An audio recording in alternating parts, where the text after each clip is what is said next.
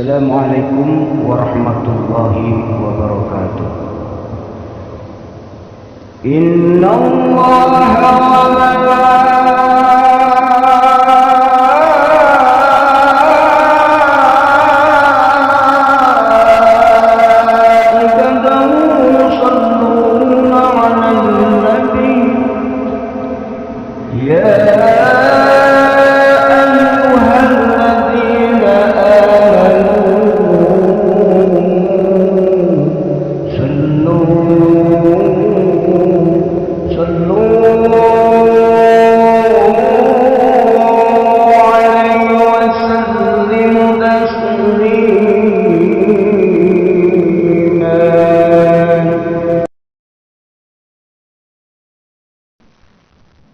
Assalamualaikum warahmatullahi wabarakatuh.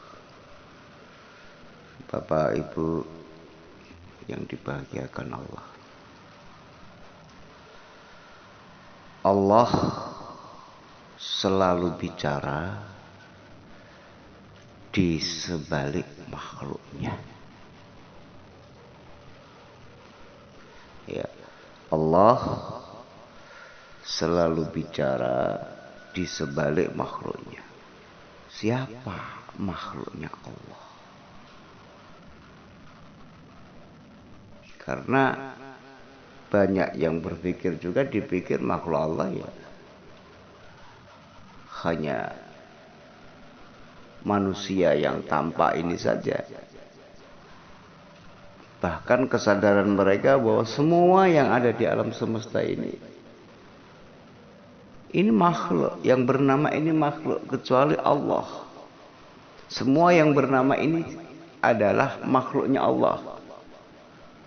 Ya, semua yang bernama adalah makhluk kecuali Allah.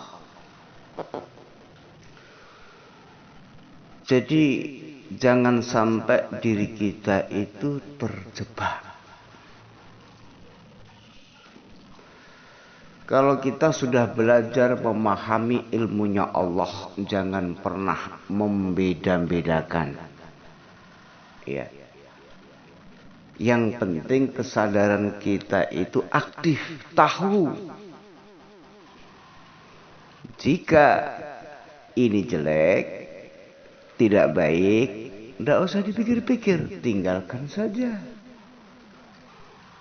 Jika ini melanggar syariat, tidak usah banyak dikaji, tinggalkan saja. Ringan hidup ini nanti, tidak ruwet.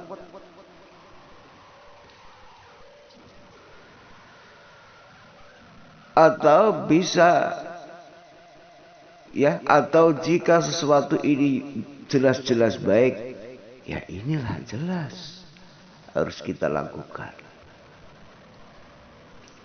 Jangan sampai di sini kita terjadi gagal paham. Lihatlah Allah. Ya.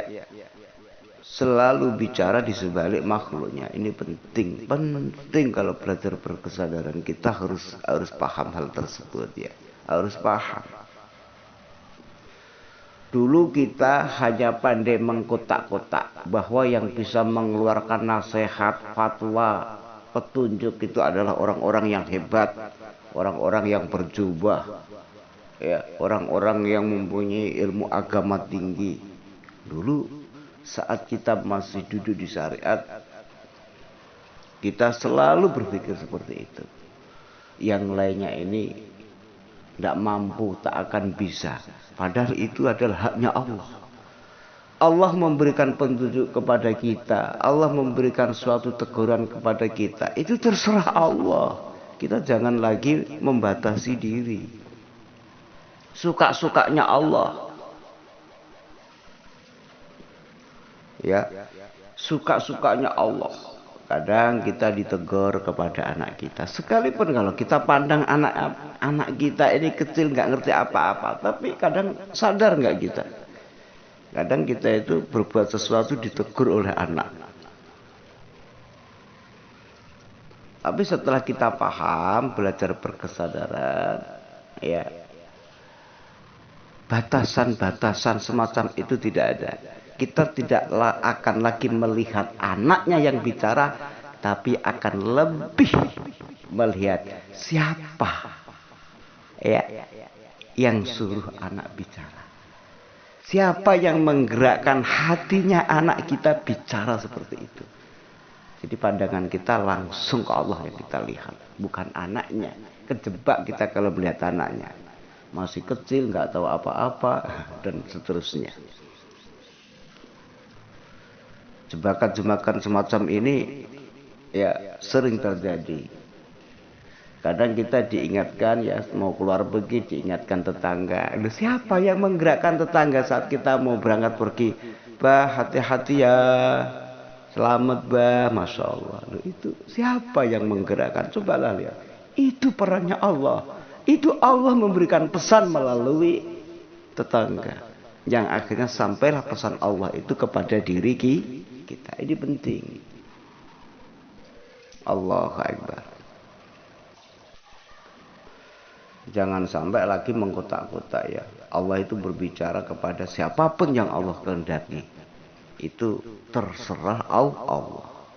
Sama ketika jamaah ya, ketika jamaah bergabung di grup ya, lalu membuka WA, membuka grup ya, terus membaca tulisan saya. Loh, sayanya yang mereka pandang ini salah, sampean akan ketipu selamanya kalau pola pikiran jenengan seperti itu. Karena yang jenengan ambil itu seolah-olah ini adalah tulisannya Abah, ini adalah oret-oretannya Abah, ini adalah kata yang disampaikan Abah. Ini kurang benar. Tapi cobalah dipandang.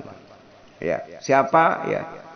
Di HP Abah ini ada 500. Jadi setiap bikin status itu saya simpan. Bikin status saya simpan. Dan situ tentu banyak pilihan mana yang akan saya share. Di antara ratusan pilihan yang sudah saya tulis di Facebook. Apa? Yang sudah saya rekap di HP saya. Sudah saya simpan di catatan HP. Dari 500 status ya, yang sering saya unggah.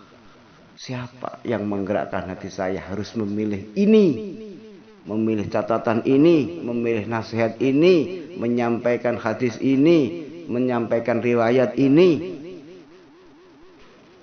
Lihatlah Allah di belakang yang telah memainkan, yang telah memerankan hati saya sehingga saya share.